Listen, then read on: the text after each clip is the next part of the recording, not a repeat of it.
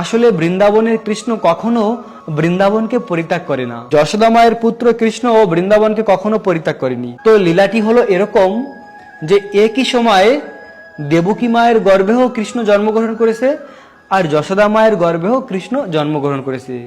এরা দুজনই কৃষ্ণের নিত্য মাতা।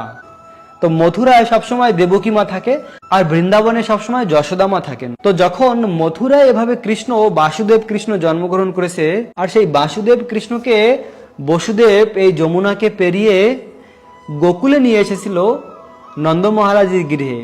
তো যশোদা মায়ের গর্ভে যে স্বয়ং কৃষ্ণ জন্মগ্রহণ করেছিল আর মথুরার বাসুদেব কৃষ্ণ, এই দুইজন কৃষ্ণই এক হয়ে গিয়েছিল। যখন বসুদেব কৃষ্ণকে নিয়ে গিয়েছিল নন্দ মহারাজের গৃহে, তখন যশোদা মায়ের পুত্র কৃষ্ণ আর দেবকী মায়ের পুত্র কৃষ্ণ দুইজনই এক হয়ে গিয়েছে এবং তারা এক হয়ে বৃন্দাবনে 11 বছর